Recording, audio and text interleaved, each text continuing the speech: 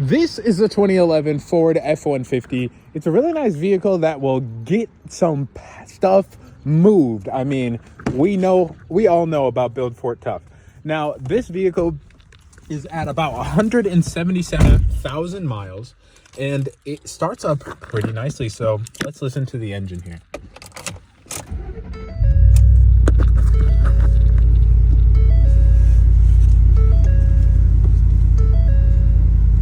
Now, as you can see, the only indicator on the dash, besides low fuel, is a tire pressure monitor fault.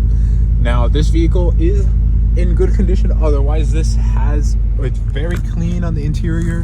The back is in really good shape. And if you think that this is a good vehicle for you, just DM or message on Facebook Done Deal Autos or Robert Lilburn right here on Facebook. Thank you.